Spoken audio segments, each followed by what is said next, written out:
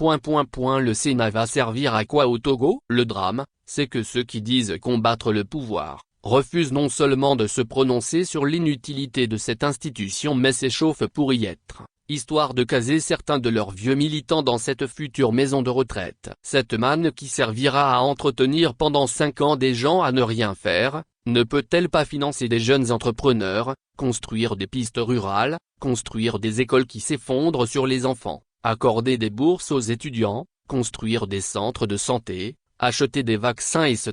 Déjà que nous avons 81 députés à l'Assemblée nationale qui passent leur temps à dormir, un Sénat nous servirait à quoi? Ferdinand Haïté. Ferdinand Haïté, c'est ce journaliste qui n'a pas l'habitude d'avoir sa langue dans sa poche et qui dit et écrit ce qu'il pense sur les effets dévastateurs de la gouvernance inhumaine que subissent les Togolaises et les Togolais depuis un demi-siècle. C'est également ce journaliste qui, pour sa lucidité, son franc-parler, est persécuté au Togo, comme beaucoup d'autres, et qui fut contraint à l'exil pour sauver sa peau. Et si nous avons choisi de commencer notre propos par un extrait de l'une de ses déclarations sur les réseaux sociaux, c'est justement parce qu'il a abordé la problématique des élections au Togo, en insistant sur l'inutilité d'un Sénat dans un pays en lambeaux comme le nôtre et qui manque de tout pour subvenir aux besoins les plus élémentaires des populations. Et au-delà des élections sénatoriales, nous voulons parler des élections tout court et de la question de la pertinence et de la nécessité pour une opposition qui se bat depuis 3 décennies contre un régime de terreur, d'y participer.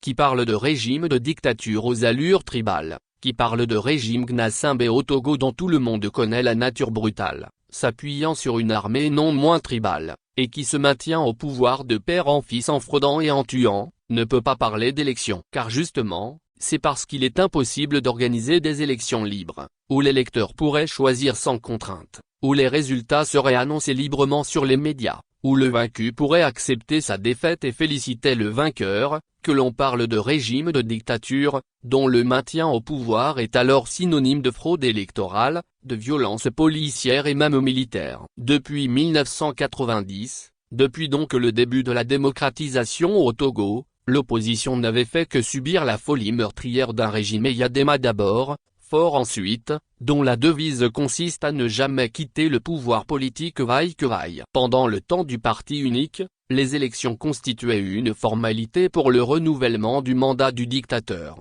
parce qu'il était, de toutes les façons, le seul maître à bord. Quelques opposants de pacotille suffisaient pour la comédie électorale, et c'était justement pour la transparence dans le choix du chef de l'État, à travers des élections libres qu'engendrerait un régime démocratique que Gnassingbé Eyadema et son entourage avaient résisté de toute leur force à l'instauration du multipartisme. C'était donc du bout des lèvres que le régime RPT, à travers Eyadema, accepta le modèle démocratique pour notre pays. La suite nous a montré que les Togolais ne sont pas au bout de leur peine quant aux affres de la dictature qui, au lieu d'appartenir à l'histoire comme dans les pays voisins, n'a fait que renforcer ses tentacules. Les illusions démocratiques des Togolais subirent un grand coup avant d'avoir réellement commencé. Qui peut oublier cette folie jusqu'au boutiste de Gnassingbé Eyadema, jamais vue en Afrique, et qui avait consisté à déloger le premier ministre du premier gouvernement de transition, Joseph Kokou Kofigo, par la force des obus. C'était le 3 décembre 1991 où toute l'Afrique avait retenu son souffle. C'était la fin violente de la transition démocratique et Eyadema pouvait désormais gérer la démocratie togolaise à sa façon. La mort d'Eyadema et le passage du témoin à Fort Gnassingbé n'ont rien changé à la gouvernance politique dans notre pays et aux méthodes brutales. Pendant surtout les périodes électorales où tout est mis en œuvre pour que les adversaires politiques ne gagnent jamais et que ce sont les tenants de la terreur, désavoués par le peuple, qui bizarrement sont toujours plébiscités. En 2005, des élections présidentielles sont organisées, car il fallait légitimer par un scrutin même bidon, la prise illégale du pouvoir par Fort Gnassingbé. Ce dernier marchera, selon les organisations nationales et internationales des droits humains, sur à peu près 500 000 cadavres de Togolais pour devenir officiellement président du Togo. En 2010 et 2015, tout le monde connaît le triste refrain quinquennal. Le Togo n'est pas un pays normal qu'on peut comparer, comme le fait la formation du professeur Goguet, Ladodi, en dénonçant l'iniquité du découpage électoral chez nous. Comparant les pays de la sous-région, Ladodi précise que des pays comme le Sénégal, le Bénin et la Côte d'Ivoire maintiennent des proportions avec un député pour plus de 100 000 habitants, Au Bénin, un député pour environ 128 000 habitants. En Côte d'Ivoire, un député pour environ 115 000 habitants. Au Sénégal, un député pour environ 110 000 habitants, alors qu'au Togo, nous avons un député pour moins de 90 000 habitants. Une telle comparaison venant d'une formation politique se disant s'opposer au régime de dictature dans son pays, serait synonyme de cécité politique. Comment peut-on comparer le Togo au Bénin ou au Sénégal, deux pays de la sous-région, situés à des années-lumière de la situation politique catastrophique que connaît notre pays? Le Bénin et le Sénégal, malgré tout ce qu'on pourrait reprocher à Patrice Talon et à Macky Sall, ont des situations politiques que les Togolais n'hésiteraient pas à embrasser tout de suite, s'ils avaient le choix. Au Bénin, Patrice Talon a promis de partir, et il partira. Au Sénégal, Macky Sall, malgré quelques velléités pour tricher, partira, la tradition démocratique sénégalaise aidant. Et en plus, les deux régimes n'entretiennent pas des armées tribales comme au Togo, où la chose politique est considérée comme un bien tribal ou même familial, et où des partis de l'opposition sont menacés dans la région du chef de l'État par des miliciens payés par l'entourage du pouvoir.